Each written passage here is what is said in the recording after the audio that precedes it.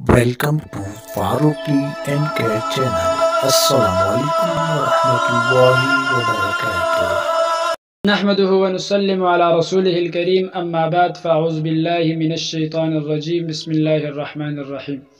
میرے معزز ناظرین اور سامعین، آج میں ایک بار پھر اپنے چینل فاروقی ان کے پر حاضر ہوں آپ کے سامنے۔ بندہ فقیر ابو طاہر شاہ نعیم الرحمن فاروقی نقشبندی۔ تو ہم نے جنات کے حوالے سے کچھ ویڈیو اپلوڈ کی تھی اور بہت سارے ساتھی اس بارے میں معلومات اور سوال وغیرہ کر رہے تھے۔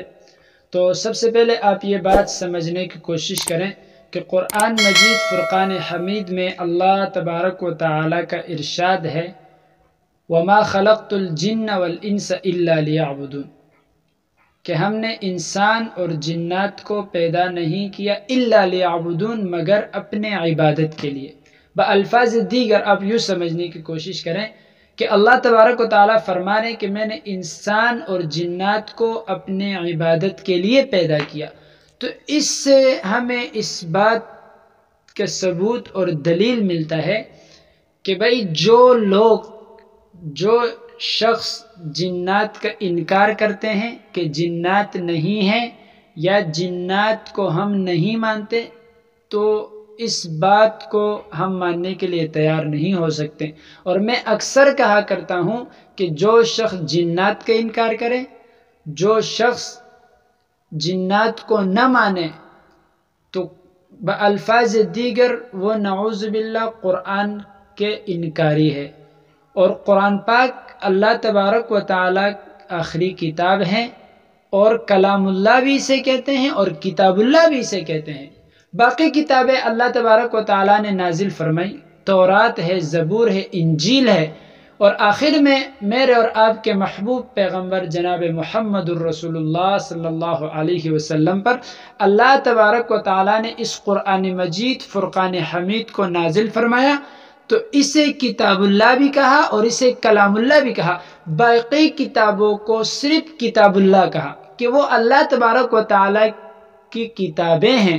اور قرآن پاک کو یہ خصوصیت حاصل ہے، قرآن پاک کو یہ شان حاصل ہے، قرآن پاک کو یہ عظمت حاصل ہے، قرآن پاک کو یہ مقام حاصل ہے کہ یہ کتاب اللہ بھی ہیں اور یہ کلام اللہ بھی ہے، یعنی یہ اللہ تبارک و تعالیٰ کا کلام اور اللہ تبارک و تعالیٰ کی باتیں ہیں۔ تو اب جو شخص اللہ کی باتوں کا انکار کریں، اللہ کے کلام کا انکار کریں، اللہ کے کتاب کا انکار کریں، تو میں تو اس کو دائرہ اسلام سے خارج سمجھتا ہوں۔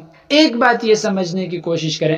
دوسری بات یہ ہے کہ جو لوگ کہتے ہیں کہ جنات نہیں ہیں اور ہم جنات کو مانتے نہیں ہیں یا ہم اسے تسلیم نہیں کرتے، تو دوسری جگہ پر اللہ تبارک و تعالی اسی قرآن مقدس کتاب لا ریب کے اندر فرما رہے ہیں وَلَقَدْ خَلَقْنَا الْإِنسَانَ مِنْ صَلْصَالٍ مِّنْ حَمَإٍ مَّسْنُونٍ وَالْجَانَّ خَلَقْنَاهُ مِنْ قَبْلُ مِنْ نَارِ السَّمُومِ، کہ میں نے انسان کو پیدا کیا۔ اللہ تبارک و تعالیٰ فرما رہے ہیں وَلَقَدْ خَلَقْنَا الْإِنسَانَ، میں نے انسان کو تحقیق میں نے انسان کو پیدا کیا، اور وَالْجَانَّ خَلَقْنَاهُ مِنْ قَبْلُ مِنْ نَارِ السَّمُومِ، میں نے انسان کی پیدائش سے صدیوں پہلے جنات کو آگ سے پیدا کیا، اور انسان کو مٹی کے گارے سے پیدا کیا، مٹی کے ڈھیلے سے پیدا کیا، انسان کی پیدائش ہے۔